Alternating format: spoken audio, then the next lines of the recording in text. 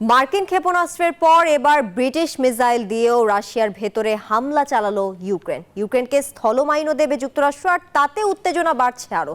President Zelensky বলেছেন, মার্কিন সহায়তা না পেলে যুদ্ধে হেরে যেতে হতে পারে। এদিকে যুক্তরাষ্ট্রের প্রেসিডেন্ট নির্বাচিত ডোনাল্ড ট্রাম্পের সঙ্গে আলোচনা চান রাশিয়ার প্রেসিডেন্ট ভ্লাদিমির পুতিন। বুধবার যুক্তরাজ্যে তৈরি দূরপাল্লার স্টর্ম শ্যাডো মিসাইল দিয়ে রাশিয়ার ভেতরে লক্ষ্যবস্তুতে আঘাত হানে ইউক্রেনীয় বাহিনী, যা পশ্চিমা অস্ত্র দিয়ে রাশিয়ায় হামলার সর্বশেষ ঘটনা। এর একদিন আগেই যুক্তরাষ্ট্রের দেয়া ATACMS ক্ষেপণাস্ত্র দিয়ে হামলা চালিয়েছিল তারা। চলমান অস্থিরতার মধ্যেই রুশ সেনাবাহিনীর বিরুদ্ধে ইউক্রেনকে স্থল মাইন ব্যবহারেরও অনুমতি দিয়েছে যুক্তরাষ্ট্র।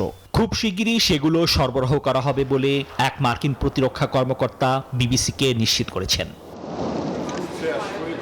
এরই মধ্যে মার্কিন সহায়তা বন্ধ হয়ে গেলে যুদ্ধে ইউক্রেন পরাজিত হবে বলে বুধবার মন্তব্য করলেন দেশটির প্রেসিডেন্ট ভলোদিমির জেলেনস্কি।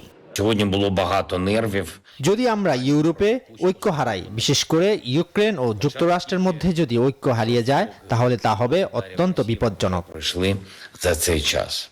এদিকে ক্রেমলিনের 5 কর্মকর্তার বরাতে রয়টার্স জানিয়েছে, নবনির্বাচিত মার্কিন প্রেসিডেন্ট ডোনাল্ড ট্রাম্পের সঙ্গে ইউক্রেনে যুদ্ধবিরতি নিয়ে আলোচনায় আগ্রহী হলেও কিছু বিষয়ের কয়েকটি দাবিতে অনড় রয়েছেন রুশ প্রেসিডেন্ট ভ্লাদিমির পুতিন।